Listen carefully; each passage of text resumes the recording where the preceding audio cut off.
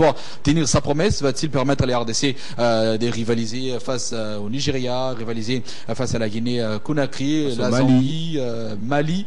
En tout cas, en attendant voir si finalement, pour une fois, pour ce mandat, le Congo aura une sélection de jeunes forte, une sélection de jeunes réputés, et ce centre Passion Courant Pova qui ne servira pas seulement au club qui découvre la pelouse synthétique, mais qui pourra, en tout cas, permettre à la FECOFA d'avoir aussi de jeunes sur qui elle pourra compter, et la direction technique nationale de la RDC. Cette direction n'est pas là que pour former les entraîneurs et obtenir des licences CAF. La direction technique de la FECOFA doit superviser les différentes sorties des différentes sélections nationales. Malheureusement, en RDC, on ne fait pas le bilan après les différentes sorties à la direction technique nationale qui est aujourd'hui tenue par Joseph Moukeba. Et un autre défi, très effacé, oui, merci Patrick Hakim pour ces détails. Et un autre défi, c'est la sélection nationale des dames, suspendue depuis 2015 par la CAF. On attend encore, ou encore on peut dire, on attend la première sortie de cette sélection après cette suspension.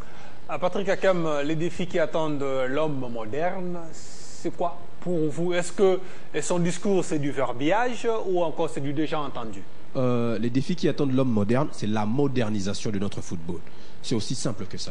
Parce qu'aujourd'hui, on a regardé tous nos sports contre la Renaissance. On a regardé ce spectacle-là, c'était sur la chaîne nationale, qui est regardé dans le monde entier. C'est pas beau, c'est pas digne d'un championnat qui se veut le deuxième ou troisième sur l'espace continental.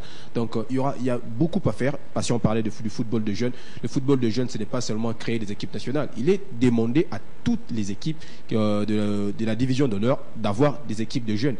Quelles sont ces équipes-là qui en ont? Il faudra maintenant mettre en place tous ces systèmes-là pour permettre une éclosion du football. On a toujours parlé ici des champions spontanés. Aujourd'hui, nous sommes, heureusement, grâce à cette manne de nos joueurs de binationaux qui formés ailleurs, nourris ailleurs, qui sont aujourd'hui venus nous renforcer. Quelle est aujourd'hui la part du football congolais dans l'équipe nationale, quand aujourd'hui on peut aligner sur 11, je dirais même 20 sur 22, 17 binationaux. Donc ça aussi, c'est une chose à prendre en compte sérieusement. Il y a eu l'équipe Bichan. Donc il y a plusieurs choses. Il y a le développement du football, je dirais, en commençant par l'encadrement, la détection et surtout la formation des plus jeunes. Commencer à former les footballeurs très tôt pour qu'il y ait une certaine traçabilité. Avoir un joueur que personne ne connaît, il réapparaît, il a 17 ans, on dit qu'il en a 15, et puis tout ça, on connaît souvent ce qui arrive. Donc tout ça aussi, c'est parmi de véritables défis pour l'homme moderne, je dirais, comme je l'avais commencé à mon intervention, moderniser le football congolais. Voilà, 28 votants. Nous espérons que pour les prochaines élections, on en sera peut-être à d'autres, beaucoup plus de votants, parce que la RDC a 26 provinces. Donc, et l'autre défi qui attend au Mali également, l'installation de nouvelles ligues. Donc 28 votants, c'est très peu, à mon avis. Il faut 26 provinces, plus d'autres représentants des structures. Donc il faut amener la liste vers une quarantaine. Attendons voir. Bon, en tout cas, nous on en reste là pour ces élections. On tourne la page pour rentrer dans la vie des équipes en RDC. On commence par Renaissance du Congo. Tout début de la semaine, frappé par la commission de discipline de la Lina Foot. 9 points de réduits dans le total que possédait cette équipe de 12-3. Renaissance recommence complètement cette saison. Passion Tchaba, pensez-vous que l'équipe a payé ses propres turpitudes? Eh ben, c'est comme Vita en 2016. Vous emmenez à un joueur qui a été suspendu dans son club de départ. Il vient jouer dans Vita, les interclubs de la CAF, 20 clubs suspendus, disqualifiés même de la compétition. Et pour le FC Renaissance du Congo, eh ben, il y a des joueurs, trois joueurs qui étaient alignés lors de 3 premières journées face à MK, à ces Rangers, et puis face à la formation de Tout-Puissant Moulungue. Malheureusement, ces joueurs n'étaient pas qualifiés par la FECOFA. Renaissance n'a pas également suivi pour voir si la Ligue nationale de football il pouvait aligner ce joueur. La sanction est tombée, 9 points comme ça parti. Renaissance finit l'année 2017 avec 6 points. Donc recommencer déjà lors de la saison, lors de la mi-saison, donc en 2018, ça sera très compliqué pour les Oranges de Kinshasa, car il faudra en tout cas engranger le maximum de points. C'est ce qui n'est pas du tout facile lorsqu'on sait que les Dragons voudraient également se qualifier à la phase de play-off pour prendre part à la 24e édition du championnat national. Donc Renaissance devra en tout cas tout reparer en interne, car il y a également le secrétaire général Tutonda et Bruno, je crois bien, qui ont été suspendus, et le président aussi qui a été suspendu. Donc Renaissance devra arranger dans sa cuisine interne pour que lors de la reprise du championnat, que cette équipe puisse revenir en force et en forme pour se qualifier aux interclubs de la CAF comme le prétend bien. Et il faut également signaler que Rory Hamilton et l'autre Brésilien qui était dans la formation, Alexandre Santana. Voilà, Alexandre Santana, qui était à la formation au rang de la République démocratique du Congo, ont déjà quitté Kinshasa ou quittent Kinshasa pour rentrer chez eux, et il y a plein de problèmes qui aujourd'hui s'abattent sur cette formation de Kinshasa.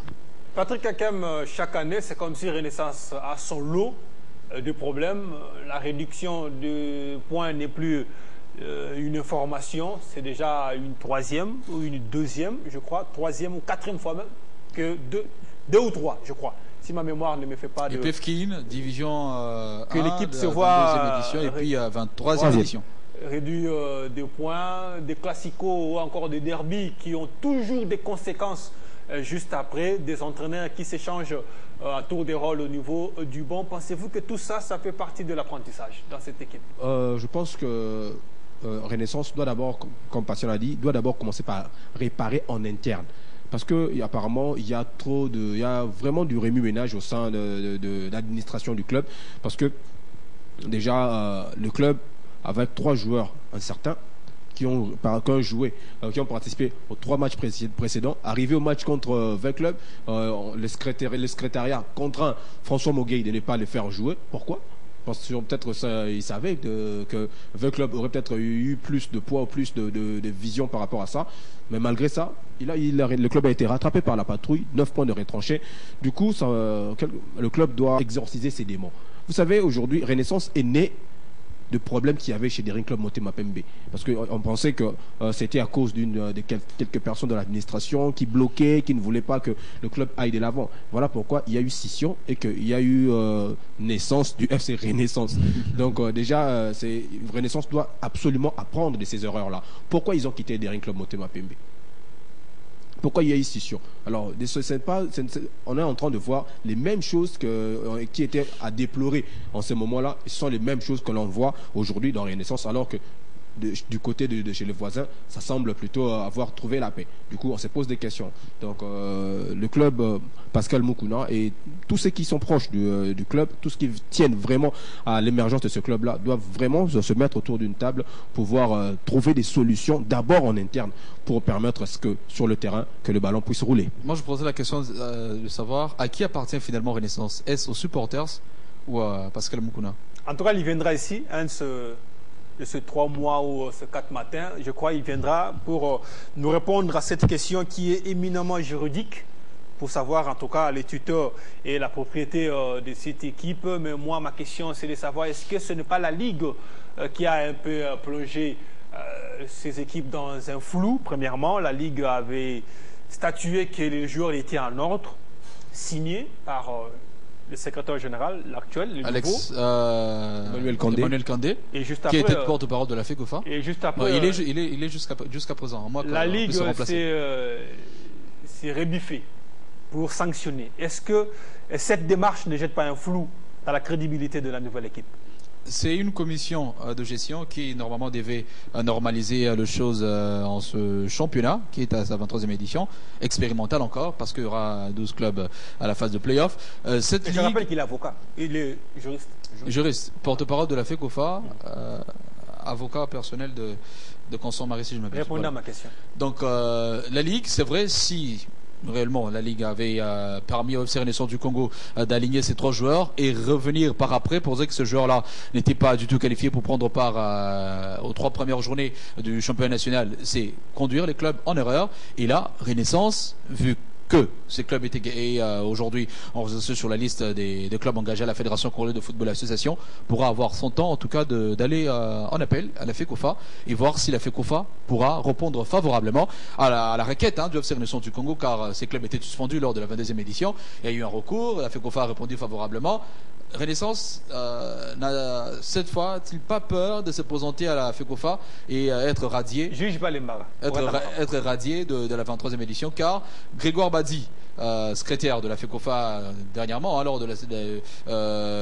lorsque le club était de Gracié, a dit que c'est la seule et unique requête de la Renaissance traité favorablement par la FECOFA. La prochaine, le club sera sanctionné. Renaissance n'a-t-il pas peur d'aller à la FECOFA, de peur d'être sanctionné? Ils sont sous le coup de cette sanction en rétrogradation en cas de récidive. Encore des récidives. Récidive de quoi? C'est comme s'il y a cette épée qui est toujours Pourtant, là. récidive, c'est en cas de désordre ou trouble dans les installations sportives. Cette fois, c'est le joueur qui a été homologué par la Ligue, puis par après sanctionné. Est-ce la FECOFA qui avait homologué ou la Ligue qui avait homologué? Pourtant, c'est la FECOFA qui doit enregistrer les licences de ce joueur qui doit prendre part à la Division 1.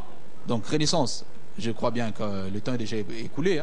Donc, il y aura plus moyen d'aller en appel à la FECOFA, ou si encore le temps permet à cette formation de Kinshasa de donner un appel à la FECOFA, il est grand temps de se présenter à la FECOFA pour, en tout cas, introduire cette requête et voir si la fédération pourra, encore une fois, se plier à la demande de la Renaissance. En tout cas, quittons l'équipe à la couleur orange pour l'autre à la couleur rouge. C'est le Daring Club Motema Pembe qui est à Brazzaville pour un stage bloqué qui déjà est à Kinshasa qui était là-bas pour un stage bloqué pendant la saison, bien avant l'analyse. Prenons d'abord l'élément, leur séjour à Brazzaville, et puis nous allons continuer dans les débats.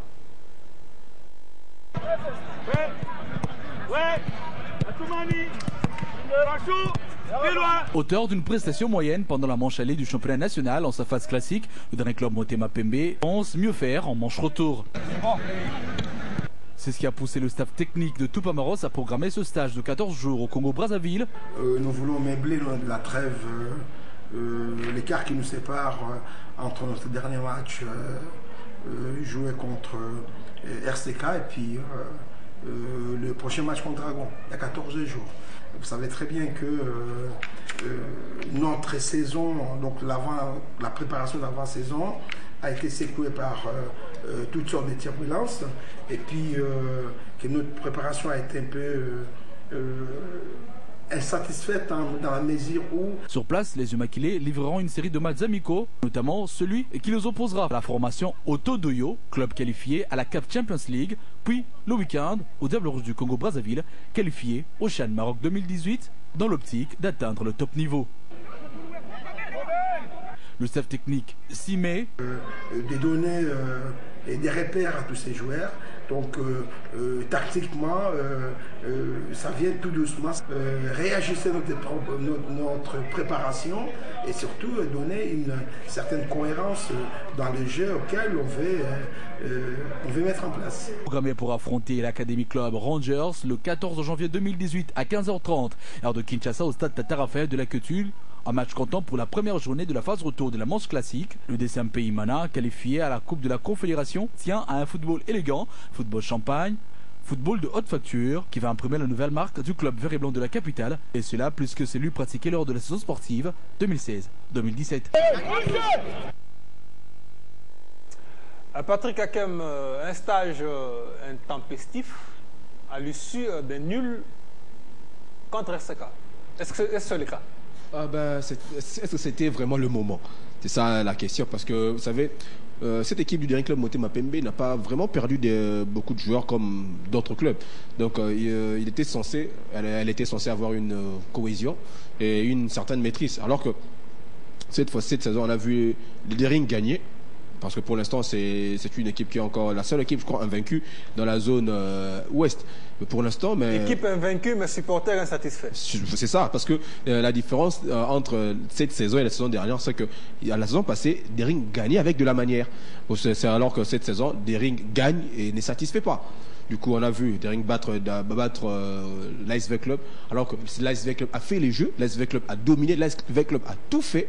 Donc, V Club a joué et Dering a gagné. Et je dirais à peu près la même chose face au FC Renaissance. Donc, du coup, les supporters du Dering veulent retrouver ce football champagne. Et la saison dernière, Otis Ngoma, lors d'une précédente interview, a déclaré que la saison est longue. Il n'y aura pas seulement le championnat national, mais il y aura aussi la Coupe d'Afrique. Du coup, il faut savoir ménager le joueur, il faut savoir souffrir aussi, parce qu'il ne faut pas toujours s'attendre à maîtriser ces éléments. Il faut aussi savoir souffrir pour gagner. C'est comme ça aussi qu'on acquiert de la maturité, qu'on acquiert de l'expérience et surtout qu'on fortifie son mental. Patient Chaba, un stage pour le beau jeu ou un stage pour les caprices des supporters? Je dirais un stage pour les caprices des supporters. Rappelez-vous, lors de la 22e édition du championnat national, le Daring a battu le RCK en match de la première journée 2-1 avec un jeu de Tinika Chakal, comme on l'a dit à Kinshasa. Donc sans manière, les supporters s'étaient fâchés contre le staff technique. Otis, bon, je sais pas finalement au Daring qui est coach. Otis Ngoma ou les supporters.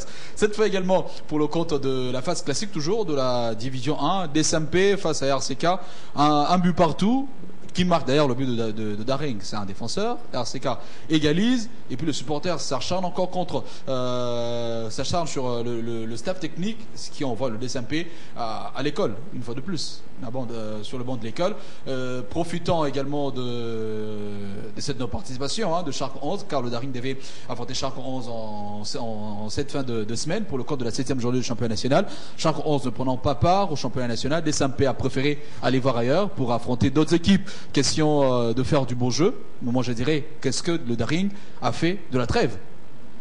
Parce que les clubs qui prennent part au championnat national aujourd'hui ont profité de la trêve pour se préparer à affronter des grandes équipes de la République pour se faire une idée sur l'équipe à aligner lors du championnat national. Otis Ngoma dit aujourd'hui qu'il faudra pas seulement attendre du beau jeu, car le Daring est engagé en 2 compétitions. Lorsqu'il prenait part à la 22e édition, il savait que le Daring jouait pour les interclubs de la CAF. Donc lorsqu'on s'est qualifié pour les interclubs de la CAF, on recrute de joueurs qui pourront permettre à l'équipe de bien jouer, pas seulement bien jouer, mais aussi gagner.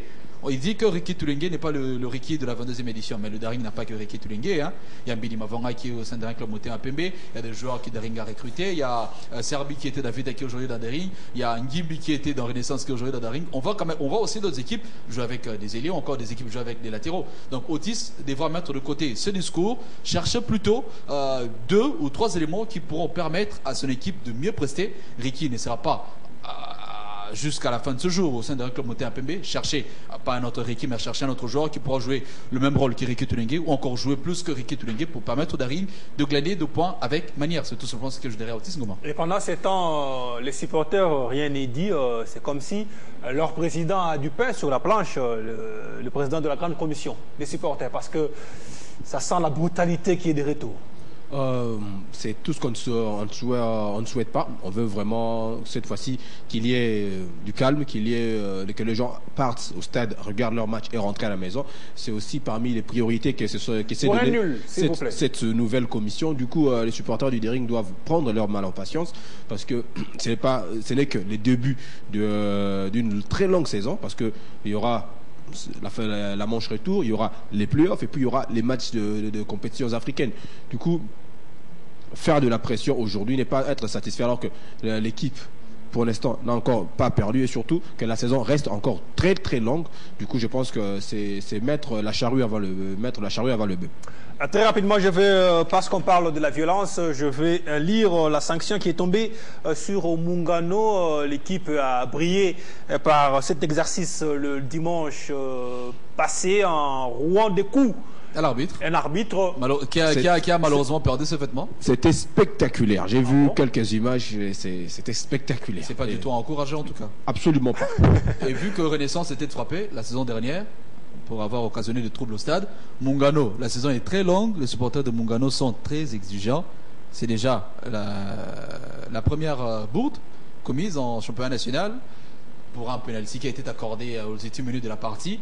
En tout cas, attendons voir la poursuite du championnat. Si Mungano récidivait, on attendrait également que la commission puisse frapper Mungano. En tout cas, moi, la question que je me pose, qu'est-ce que ce supporter cherchait en tout cas dans la culotte de cet arbitre parce que sa culotte là c'est comme si...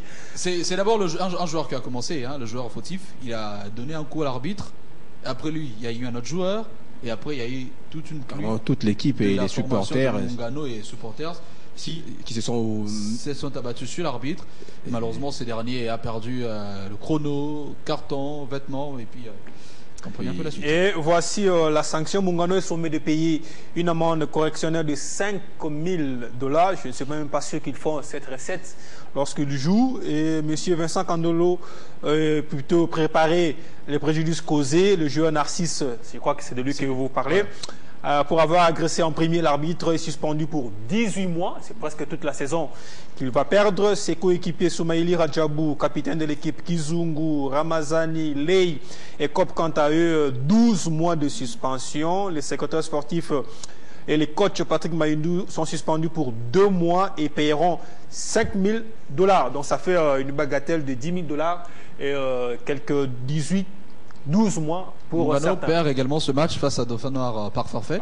Pourtant, le gardien de Mungano pouvait bien enrayer ce penalty et puis le match allait solder sur la marque de 0 but partout. Vous pensez que ça pourra dissuader les autres intentions de la brutalité que nous voyons dans... En fait, Pati Moukoula, généralement, les supporters créent des troubles, l'équipe répare et eux-mêmes, les fauteurs de troubles, ne sont pas sanctionnés.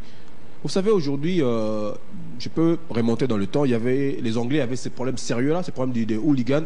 Donc, aller voir un match de Première Ligue, c'était devenu très dangereux parce qu'on se procédait comme ça. Les supporters commettaient des bourdes, les équipes réparaient. Du coup, la FA a trouvé un moyen pour sanctionner les supporters qui créent du trouble en les éloignant du stade. Et du coup, les stades seraient devenus fréquentables. Aujourd'hui, il faudra que ceux qui commettent vraiment du trouble puissent être sanctionnés. Patient Chaba a fait un reportage, je me souviens encore au milieu de l'année sur les caméras au stade des Martyrs. Donc je pense que ces caméras-là pourront nous aider à identifier. Laissez-moi terminer. Laissez-moi terminer. Ces caméras pourront nous identifier les vrais fauteurs de troubles. Certes. Et l'ancien ministre Willy Bakonga. Certes, il n'y a pas de caméras. Certes, il n'y a pas de caméras à Chikisha, il n'y a pas de caméras au stade de jeunes. Mais je pense que il faudra commencer maintenant à sanctionner même des supporters et même ceux qui créent du trouble en les écartant du spectacle, en les éloignant des stades. Et je rappelle qu'au Maroc, les supporters font la prison. Carrément. Ou des ordres dans un stade. Il y a des procès où on colle de 3 mois, 4 mois, 6 mois. Parce que, Pati Moukoula, au Congo, ça sera compliqué. Pourquoi? Ça sera compliqué. Bon, prenons RCK, pour ne pas citer Vita Renaissance ou DSMP. RCK qui lance la campagne de l'identification des supporters. La carte coûte 16 000 francs congolais, par exemple. Il y a sur 100 supporters, 2 qui se procurent de la carte. Et ces 2-là viennent au stade, occupent la tribune VIP pour suivre le match. Le 100e supporter, celui dans le gradin, est en train de causer du trouble avec toute la bande qui est restée derrière. Pensez-vous que le 100e sera identifié dans un stade qui n'a pas de caméra? C'est compliqué, Pati. Bon, il serait mieux de sanctionner les supporters en les empêchant tout simplement d'accéder au stade. Voilà, des matchs à huis clos. Jouer sans supporters ou laisser tout club qui va procéder par des bévues tels que celui produit par les supporters de Mungano évoluer sans supporters, et cela va éduquer en tout cas ces derniers, ou encore frapper tout simplement les arbitres comme c'était le cas avec le FC Naissance la saison dernière. On frappe les supporters pour un premier cas comme celui-là, et puis en cas de récidive on frappe et les supporters et l'équipe. Manquer 2 saisons le championnat national, en tout cas Pati, c'est pas rien. Les supporters seront éduqués et reviendront à la raison. Quittons définitivement les équipes pour les infrastructures. Nous parlons du ministre et de sa campagne. D'une part, Ouera qui récolte des fonds pour la réhabilitation, mais aussi le stade Tata Raphaël qui est en train de mourir dans sa belle histoire. Ce stade qui a abrité des combats du siècle, Rumble on the Jungle, même aujourd'hui, ce stade. Rappelez également jouer dans ce stade, hein, pour ceux qui ne savent pas. En tout cas, nous allons voir ce que représente aujourd'hui ces mythiques stades de martyrs. Les dieux du football africain ont joué ici. Bon, Regarde. C'est par les installations électriques alimentant le poteau de lumière du stade Tata Raphaël de la Quétule que le ministre des Sports a démarré la visite de ce grand et mythique complexe omnisport de la capitale congolaise. Préoccupé, Maître Papinyango va également faire le constat des installations de l'autre bord, occupées notamment par une société de télécommunications. Conduit par le nouvel administrateur du stade, Père Raphaël Maximo Kenzangi, le ministre des Sports et Loisirs fera la ronde de cette bâtisse et la trine vestiaire en passant par le bureau de l'administration du stade Tata Raphaël. Papinyango va affiner jusqu'à croiser le chemin des étudiants d'une institution de la place qui y loge. Comment tu te retrouves logé ici? C'est par le département. Cette partie de la visite, le ministre des Sports l'a bouclée sur l'heure de jeu qui présente une pelouse synthétique déjà vétuste. C'est bon, mais simple. Autre préoccupation, c'est les alentours du stade Tata Raphaël, occupés notamment par plusieurs services dont la nature de contrat avec l'administration de ce site a l'obligation d'être tiré au clair, le cas de l'école de football Oudjana. Je trouvais que le stade est envahi par des occupants illégaux et qu'il essayait de rétablir l'ordre. L'ordre voudrait que même les services de l'État qui sont ici irrégulièrement, ces services doivent déguerpir impérativement dans le 48 heures. Après ce tour d'horizon des coins et recoins du stade Père Raphaël, Papinyango conclut qu'il s'impose un assainissement de grande envergure pour ainsi sortir ce site touristique de renommée internationale de la pollution qui a élu domicile. On ne peut pas promouvoir un idéal de construire de nouvelles infrastructures sportives, voire dans l'arrière-pays, et laisser la mère de nos infrastructures sportives dans cet état. Donc, soyons rassurés les uns les autres qu'ici se fera un travail mieux que nous l'avons accompli 3 derniers mois au stade de Martyrs. Le défi est donc lancé. Voilà, le ministre en train de visiter le stade, Max Moquet qui a fait un grand travail, en tout cas si c'est vraiment lui qui l'a fait, du pain sur la planche au stade Tata Raphaël. Mais pensez-vous qu'il pourra aller au bout de sa démarche ou bien c'est juste pour faire une pression à tous ses occupants et puis après quoi on mettra quelques coups de pinceau et puis on oublie.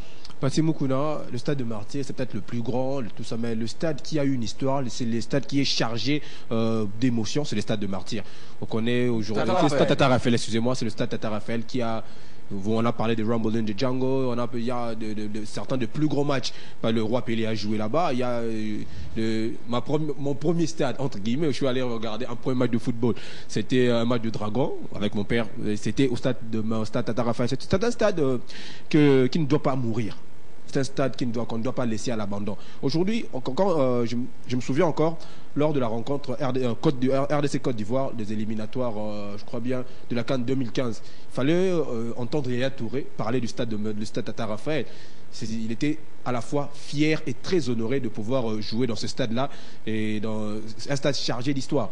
Du coup, aujourd'hui, voir ce stade mourir, je dirais, c'est quelque peu aberrant. Il faudra absolument qu'on puisse refaire le même travail qui a été fait du côté du stade des Martyrs, refaire revivre les stades Tata Raphaël, parce que je pense qu'aujourd'hui, je dirais, c'est le stade le plus mythique en République démocratique du Congo. Le stade des Martyrs qui retrouve quand même ses anciens occupants. Naturellement, parce que celui qui faisait la rigueur et qui mettait un peu du sérieux, il est parti. Ils reviennent dans l'air ancien chez eux. Donc, soit l'équipe met la stade Mikolo Nabutu. Au CP là. Ah. Ouais. Bon, en tout cas, nous ferons un tour par là pour constater ce que dit patient. Ici, sans policier, je ne viendrai pas avec toi.